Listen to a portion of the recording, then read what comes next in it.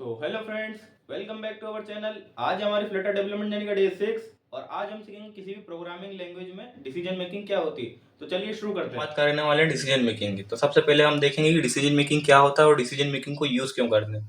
तो एक real life example से देखा जाए तो अगर हम कोई भी काम करने जाते हैं तो उसमें पहले हम डिसीजन लेते हैं कि वो काम करना है या नहीं करना है। तो सेम लाइक हमारा प्रोग्रामिंग में भी होता है।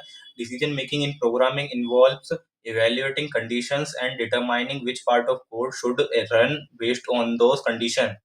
अगर हमारी कंडीशन ट्रू होती है तो ही हम सर्टेन ब्लॉक एग्जीक्यूट करेंगे कोड में, एंड नहीं तो नहीं करेंगे। एंड यहाँ पर हम देख सकते हैं डिसीजन मेकिंग में हमारी 5 टाइप की डिसीजन मेकिंग होती है। If statement, if else statement, else if ladder, nested if condition और स्विच केस स्टेटमेंट। तो आइए शुरू करते हैं इफ स्टेटमेंट से। So the if statement execute a block of code if specified condition is true. तो हमारी जो इफ कंडीशन है वो तभी एग्जीक्यूट होगी जब हमारी कंडीशन जो रहेगी वो ट्रू रहेगी। जैसे कि आप देख सकते हैं मैंने एक्स वेरिएबल लिया है जिसकी वैल्यू 4 असाइन कर दी है मैंने, और यहाँ पर हमारी कंडीशन है कि एक्स की वैल्यू ग्रेटर देन है 0 से, तभी हमारा जो है इफ ब्लॉक एग्जीक्यूट होगा ये वाला। तो यहाँ पर हमारी कंडीशन ट्रू है क्योंकि हमारे एक्स की वैल्यू क्योंकि हमारी एक्स की वैल्यू 0 से बड़ी है। सो हमारे यहाँ पे कंडीशन इज ट्रू प्रिंट हो जाएगा। तो अब हम बात करते हैं इफ एल्स स्टेटमेंट की। तो इफ एल्स स्टेटमेंट भी सिंपल है इफ स्टेटमेंट की जैसी, बट यहाँ पर हमें एक एल्स ब्लॉक एडिशनल में मिल जाता है। जहाँ हमारी कंडीशन फॉल्स होती है तो हमारा एल्स ब्लॉक है वो एग्जीक्यूट होता है। जैसे कि आप देख सकते हैं एक्स की वैल्यू यहाँ पे मैंने 4 असाइन की हुई है, और यहाँ पर हमारी कंडीशन है कि एक्स की वैल्यू छोटी होनी चाहिए 0 से।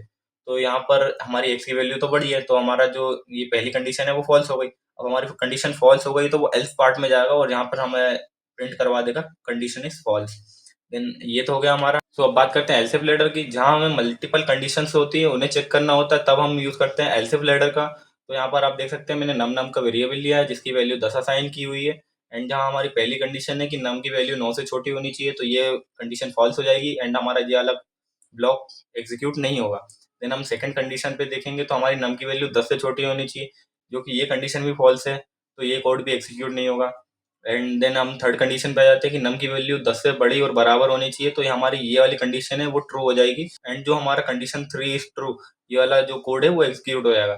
अगर हमारी ये थर्ड कंडीशन भी ट्रू नहीं होती है तो हमारे पास जो एल्स ब्लॉक है ये एग्जीक्यूट होता है, क्योंकि सारी कंडीशन फॉल्स होने के दौरान हमारा एल्स पार्ट ही एग्जीक्यूट होता है। अब हम बात करते हैं नेस्टेड इफ स्टेटमेंट की। तो हमारी कंडीशन के अंदर एक और कंडीशन होती है, उसे हम नेस्टेड कंडीशन कहते हैं। तो यहाँ पर देख सकते हैं मैंने एक्स नाम का वेरिएबल लिया जिसकी वैल्यू 4 असाइन की हुई है। यहाँ पर हमारे एक्स की वैल्यू 0 से बड़ी होनी चाहिए, जो कि हमारी कंडीशन ट्रू है। तो हमारे ये कंडीशन ट्रू होकर हम एक नेक्स्ट ब्लॉक में आ जाएंगे इसके नेस्टेड कंडीशन में। तो यहाँ पर आप देखेंगे कि यहाँ पे एक्स की वैल्यू 4 के बराबर होनी चाहिए, जो कि है। तो हमारा जो कंडीशन टू इज ट्रू इस यहाँ पे प्रिंट हो जाएगा। अगर हमारी एक्स की वैल्यू 4 के बराबर नहीं होती तो हमारा एल्स ब्लॉक एग्जीक्यूट होता है। यहाँ पे लिखा आता है कि ऑल कंडीशन आर फॉल्स। अब हम बात करते हैं स्विच केस की। तो यहाँ पर आप इसको एग्जांपल के थ्रू समझ सकते हैं कि अगर हमारे पास कोई सर्टेन वैल्यू रहती है उस हिसाब से हम स्विच केस को यूज कर सकते हैं। तो यहाँ पर केस 1, यहाँ पर मेरी कोई भी वैल्यू आ सकती है, एंड जहाँ पे जितने भी केस लिखे हैं वहाँ पे मैं कोई वैल्यू कर सकता हूँ, और अगर ये वैल्यू इस वैल्यू के अंदर से मैच होती है तो ये पार्ट ऑफ ब्लॉक हमारा है वो एग्जीक्यूट होगा। और अगर हमारी कोई भी कंडीशन नहीं मिलती है तो हमारा जो डिफॉल्ट ब्लॉक एग्जीक्यूट होगा। और सारी कंडीशन मतलब अगर हमारी एक कंडीशन ट्रू हो चुकी है तो उसके बाद हमें ये है कि ब्रेक करना पड़ता है, नहीं तो ये सारी कंडीशन एक लाइन से ट्रू हो जाती है।